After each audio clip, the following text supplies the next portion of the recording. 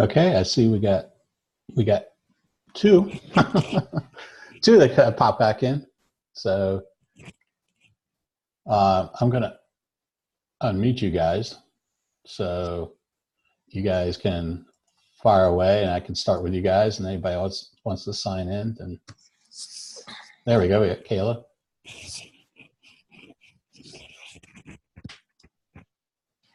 Okay, I kind of. So who's got some questions? I got one. Can you Okay. hear me? Yeah, I can hear you. Absolutely. I can hear Okay. I got my feedback from what you gave us today. you. Okay. And you said that I had a good summary. But I kind of figured that I had pointed out a couple of problems, but I'm kind of confused on that. And then you said that we had to add on to it. So could you kind of elaborate that some for me? Okay. So typically, a lot of the analysis and because I don't have yours up in front of me, and I don't want to bring it up in front of everybody here, but what I would say is that what I'm looking for in the analysis there is that the analysis should be a good idea of what the problem is. Okay. And on some of these, I asked people to dig deeper because what I'm really looking for is a root cause. Okay. Which is going beyond just the surface. Like I used the theft issue, the case when in the previous recording, which Okay. is, where the problem is the theft. Okay. That's what's occurred. Okay. But now what you want to do is dig a little bit deeper. So what's behind that theft? Okay. Like one of the cases I had that's really, was kind of, it was an embezzlement case. Okay. One of the cases that we were working on was an embezzlement case. That embezzlement case, though, really the root cause wasn't the embezzlement. The root cause was the fact that they had no control over issuing checks and there was no checks and balances. So those are the root causes of which would be behind that embezzlement issue.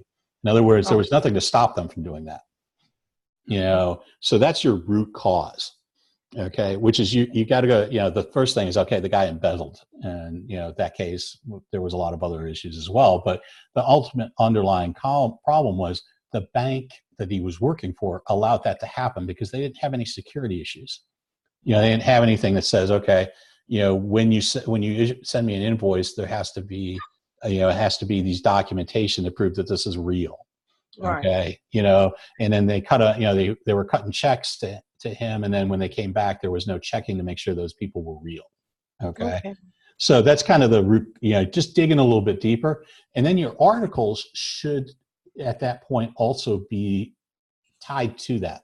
In other words, when you get your article, and the article part, you want to kind of tell me just kind of in that short summary part of that, the top part, the notation part, you want to give me an idea of what the case is. I had a couple of people who turned in some cases, and their summary was so short they didn't give me any history. They didn't say, that was my next question, because you had said that the article has to be about the problem that you pulled out. Right. So you want that to support that, and it might support that, and you might see something in that article. So when you get to the summary part, this is the key part, and it was to really emphasize this. When you get to that summary part of your article, some of those things in the summary should be things I should be able to see. Me or anybody else reading that should say, okay, that definitely relates back to your case. Okay, I got you. Okay. Now, thank you. No problem. Who else has got a question there? Silence. Hi, it's Marky. Can you hear me? I can hear you just fine, Marky. Okay, so as far as the final exam using Proctorio, I've used Proctorio for undergrad and this program so far with Limestone.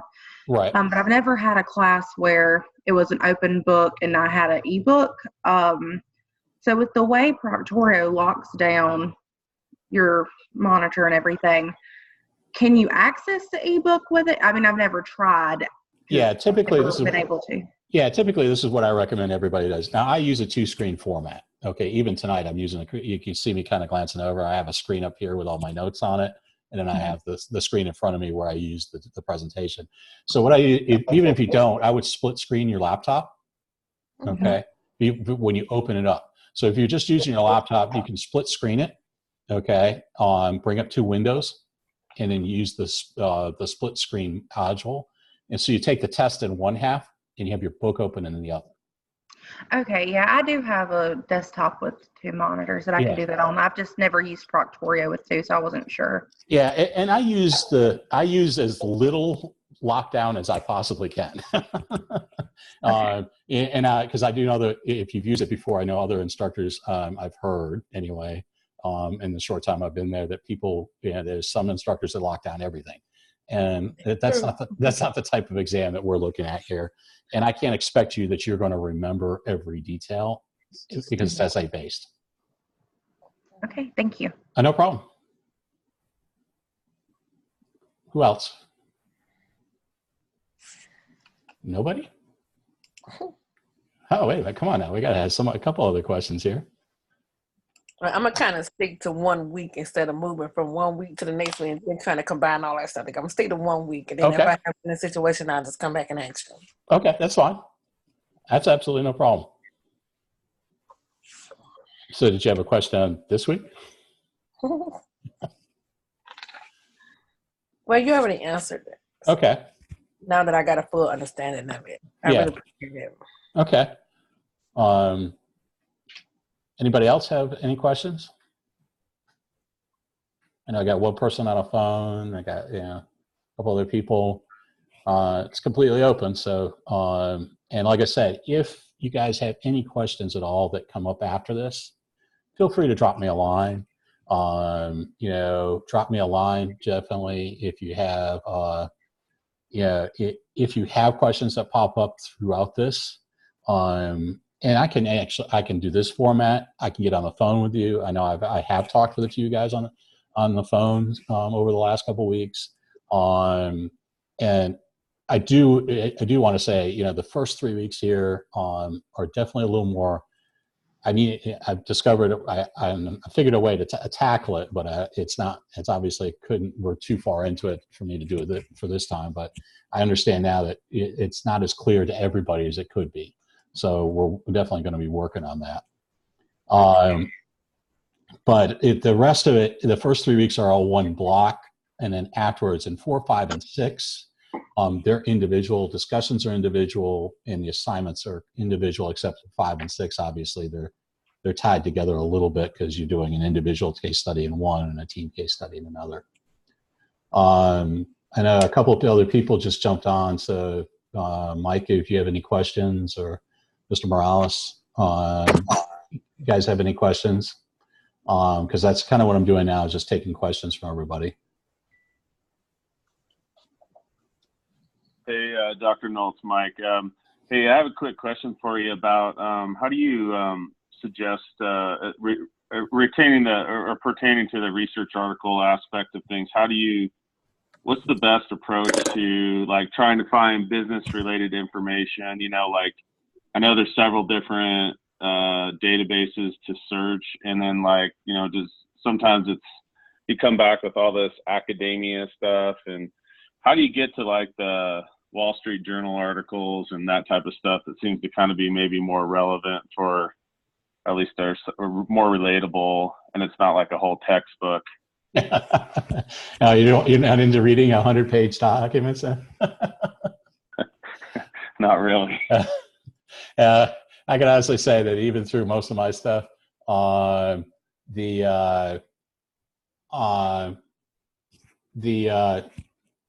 so basically at this point, researching, when you go into the research tab in the library, and you type into Ubesco, okay, there's going to be, type in some keywords in the top, and those keywords I leave as broad as possible. It's going to give you the best option there. But on the left-hand side, and I don't know if anybody's noticed it, on the left-hand side, there's going to be a lot of things that you can narrow down, okay?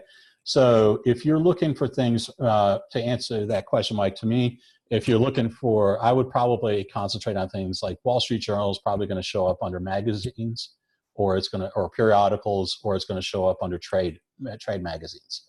So what I would do is kind of go down, and you can select, what exactly you're looking for.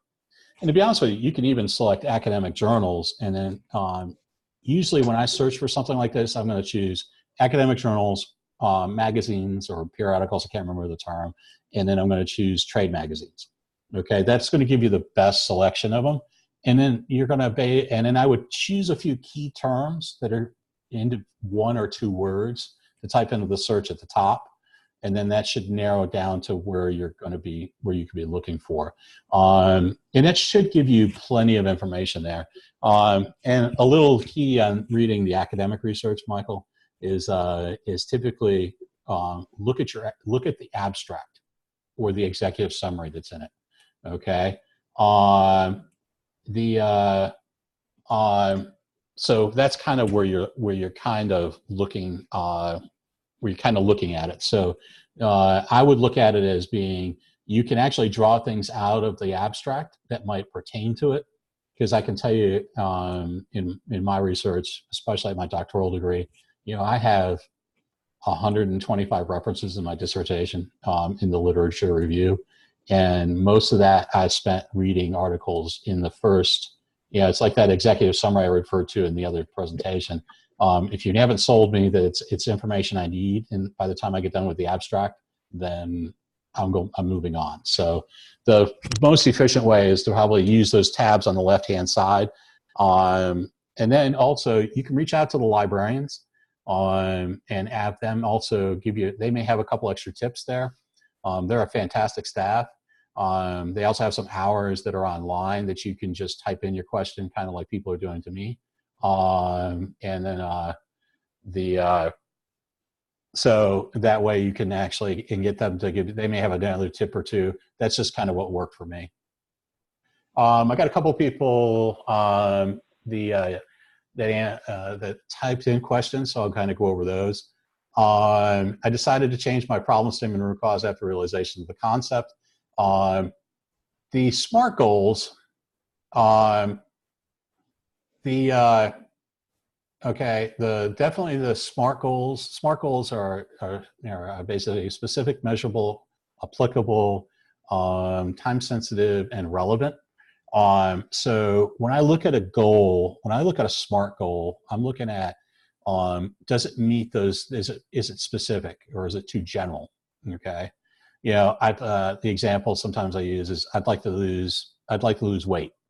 Okay, that's not a SMART goal because it's not specific enough. But you can make that specific by saying I'm going to lose 20 pounds over the next 60 days. Okay, then that becomes a SMART goal because you've attached some time to it. You've been specific. It's measurable. It's definitely all those things that you can look at to make sure that it's going to get somewhere. Basically, a SMART goal is one of those that when you reached it and you know what time frame you're going to need to reach it in.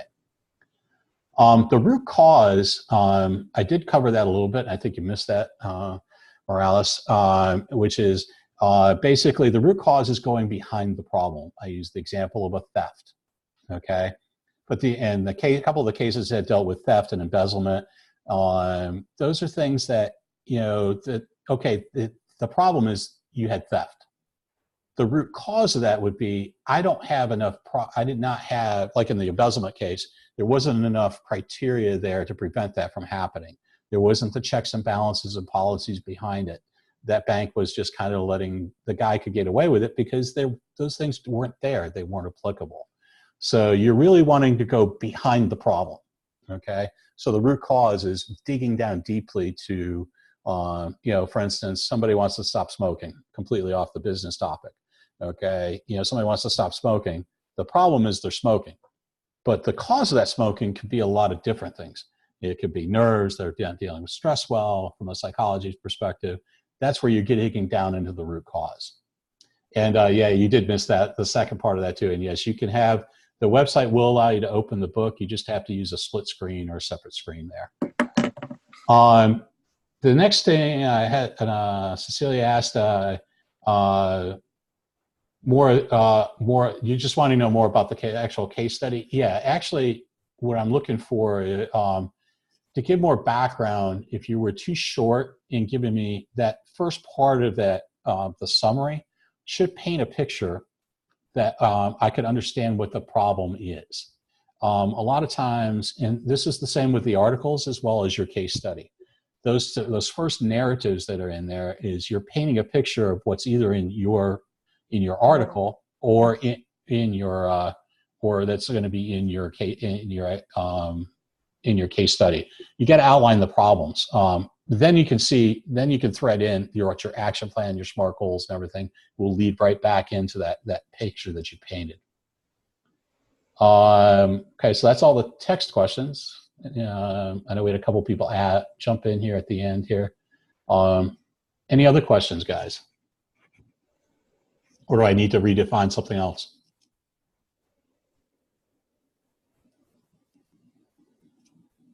Ooh, I think, do we have it, everybody? Everybody kind of set now, a little more comfortable?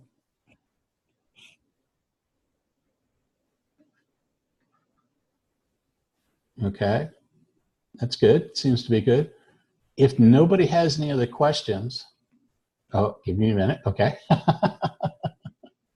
I'll give you a minute. I'll stall for a minute. But I have some people typing in the chat. So I will have the feedback on the discussions should hopefully be done throughout the day tomorrow. I worked in putting this together, this little presentation that I together and it kind of delayed a little bit getting some of the grading out. But all of the case studies are now graded and you should have your feedback to work with for this week. A couple of notes for you guys that kind of joined towards the end. Next week, I will be looking for I'll be looking for the teams to get together and decide on the case that they're going to do. Okay. And then you'll be doing the same case study. The question came up, what are the expectations for the group project? The expectation for the group project is that in the first session, and you guys can certainly take a look at that when I post it tomorrow, will be that the expectation there in general is going to be that you're going to complete in week 5 an individual entire case study, which is what we've been doing over the last 2 weeks. Okay, so over the last 2 weeks, we've been kind of piecing together. So at the end of week 3 here, you'll have turned in a full case study for this week. Now, then the following time in week 5, you're going to do the whole process that we've done in 2 weeks for individually for the case that the team selects. Then in week 6, you're as a group going to bring all those individual ones together and then combine a complete team one. So I would say, yes, you definitely would. And then you're going to take the 2 parts of that, part A, which is your individual, and you're going to then post the team's part as a part B, put that all in one document and then post it up. I hope that, I hope that answers your question, Morales. And if it doesn't, just let me know.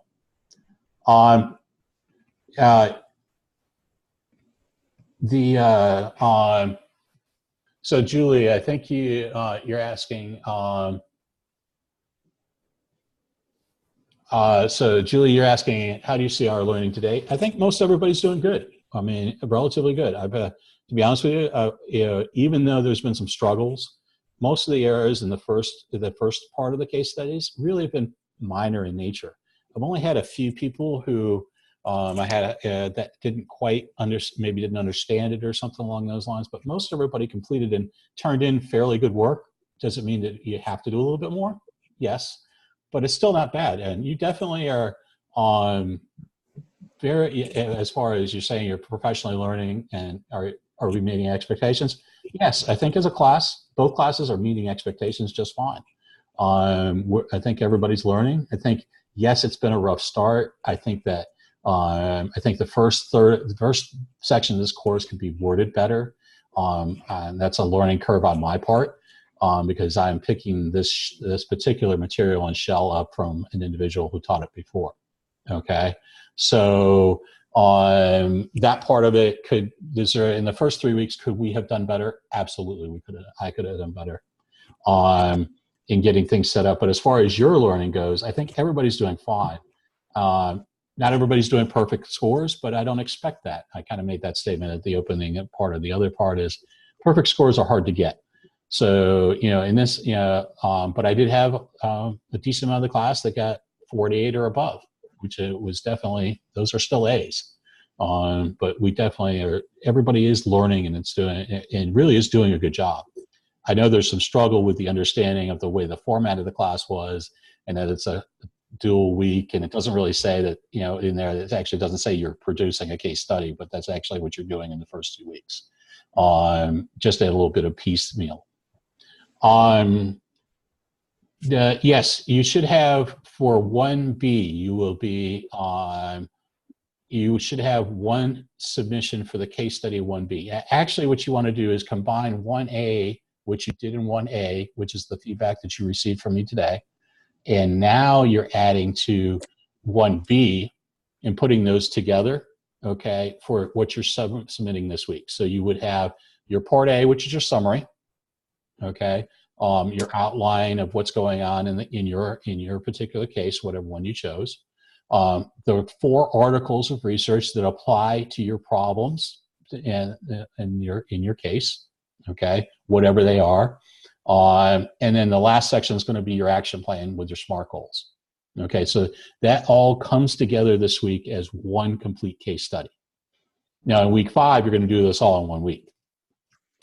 Okay, but this one we kind of split up into 2 different areas, and it's not worded real well, and I apologize for that. But so everything would be put together as one big case study for this. Week 5, yeah. Sorry, Morales. It is. It's definitely. But and again, it's not that tough to do. I mean, it is. It takes a little bit of work, but you actually, next week's assignment is designed to be a low week. So all you have is the self-assessment next week, which shouldn't take very long to complete. It's a very short one. It's a 2 to 3 page document after you take the assessment. So you could actually start working on weeks 5 and 6. That is the intention for you guys to start working ahead in week 4. So it's not a huge rush at the end of week 5 and into week 6. Time management here is definitely going to be key in those 3 weeks to kind of spread your workload out a little bit. The workload next week is pretty light. Realistically, between the discussions and the self-assessment, that's not more than an hour, maybe 2 hours at the most of writing. Okay, it's not intense. There's not a lot of references you have to use. You're not doing a lot of research. You're basically you're taking a few assessments and then you're writing about it. So starting week 5 next week, in week 4 is probably going to be advisable. And then, I'm encouraging even the teams to get together and kind of, because you're going to have to decide on the team case, because that's the case you're going to have to research individually and then get together as far as time management. So hopefully that'll turn that frowny face a little bit more straight lined. Oh, absolutely. If you want to record these videos to go back and forth, absolutely, you should be able to. You should be able to download them. I will embed them into there, so you can actually go back and yes, you can definitely go back to the first one or even this one. That we can. So if you want to record them or go back and forth between them, absolutely. And again, for those that just jumped on, I encourage you guys to reach out to me. Okay. Maybe that's not, and I know that may not be the same of other instructors or other faculty, but my goal is for you guys to make this as good as you possibly can for you. Okay. So I need to make sure that, and if you had to, feel free to reach out to me, email me. I know I've emailed with several of you. Go ahead, Mike. I unmuted you, so go ahead. You had your hand raised, Mike?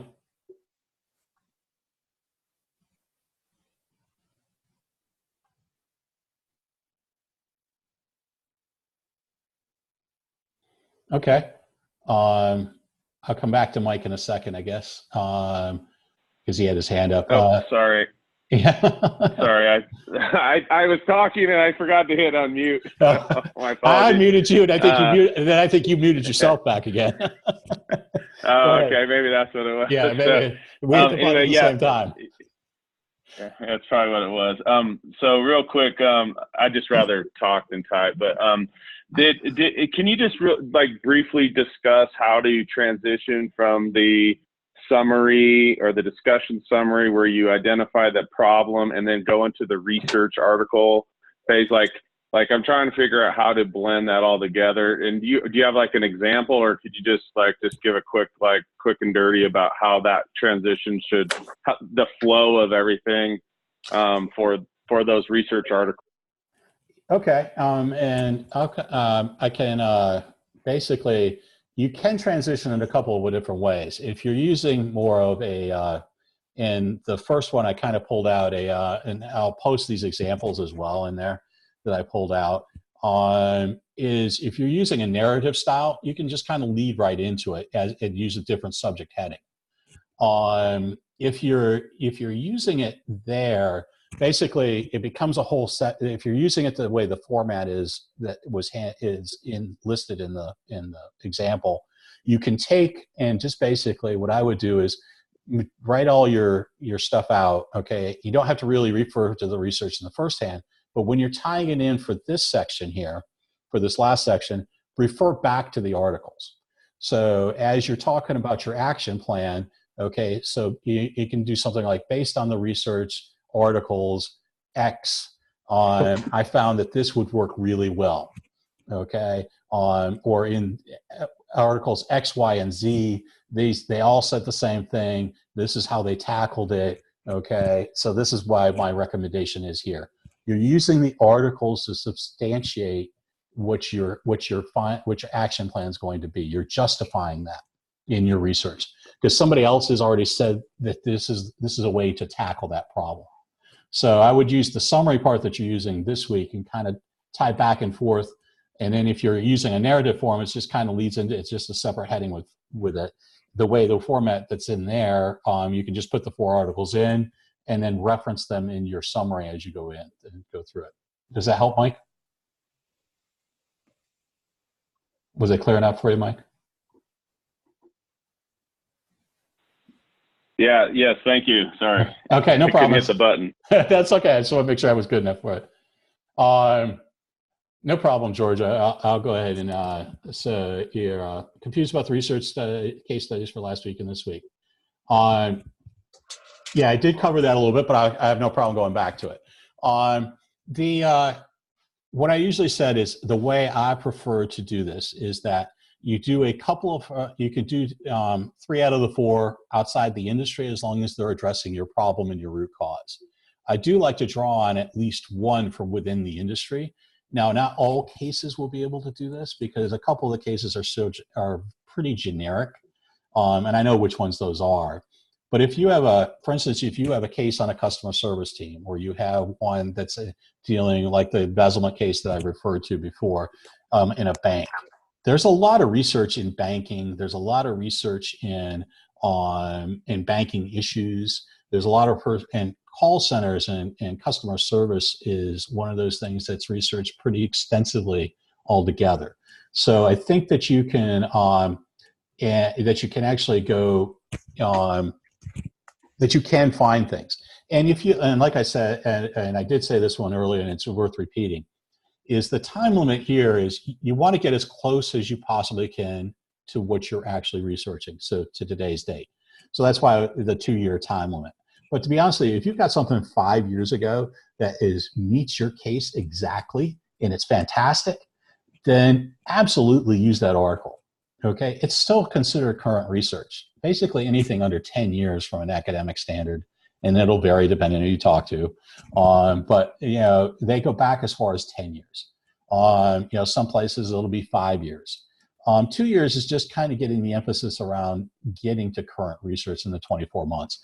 But you can go back for more than 24 months if you got. And I had a couple of people at that very same question come back with a couple of individuals with me by email.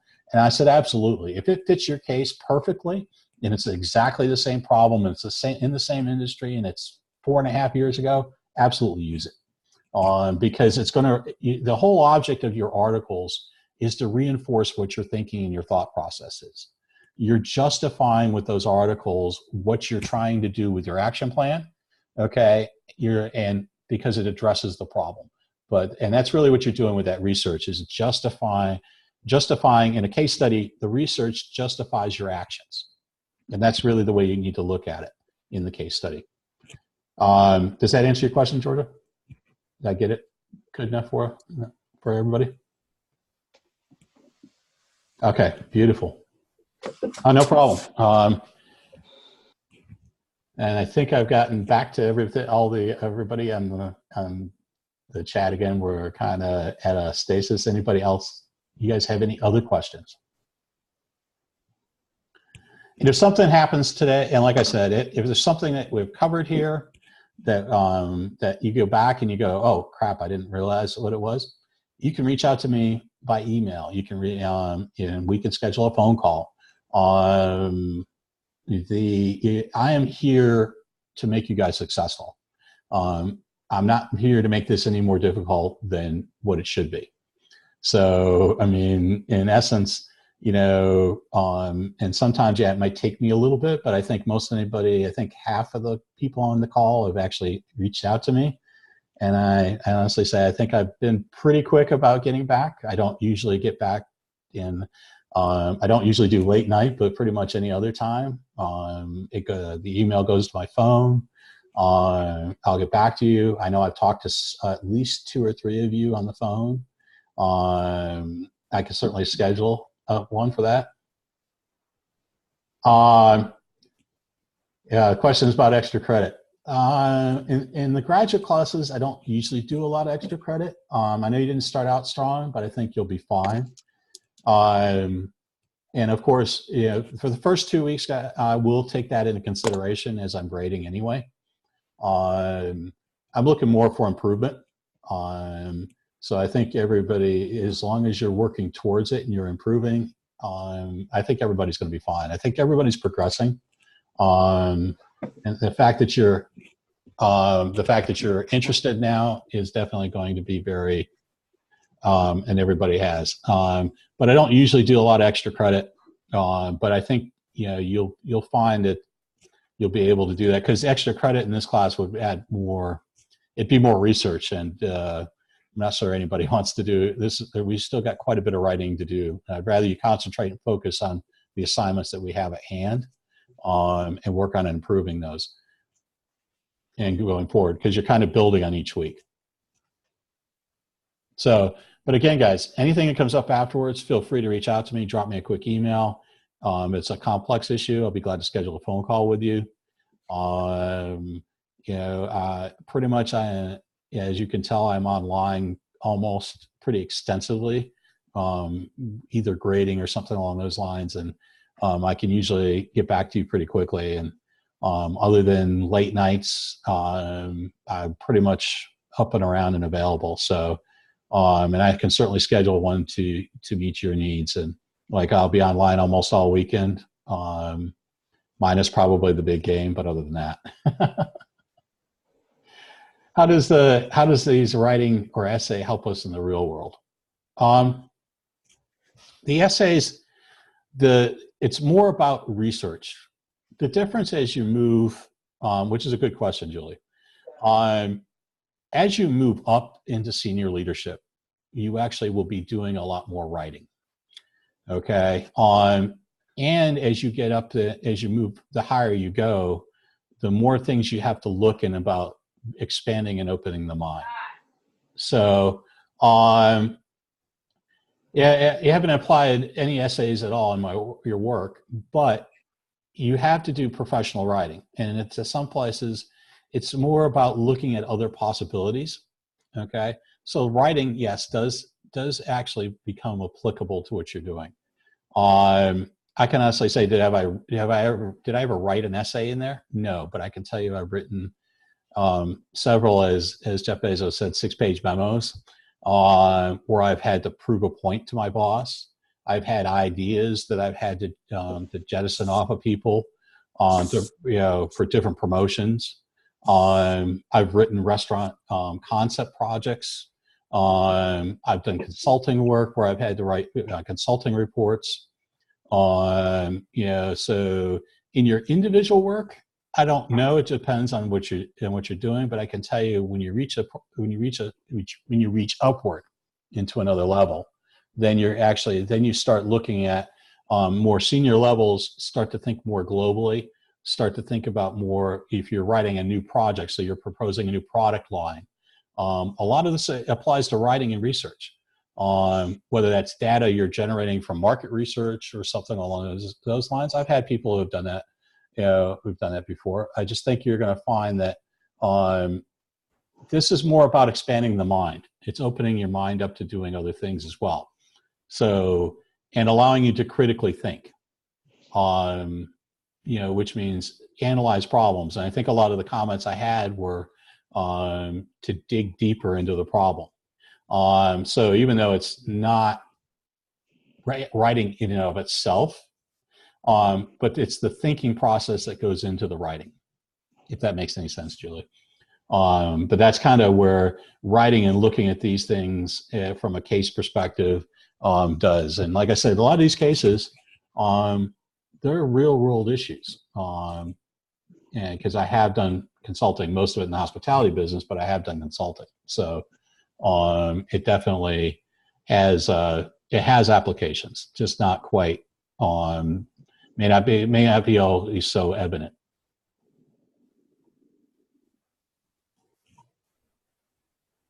Yeah, exactly. All right, guys. Anything else for the good of the class here?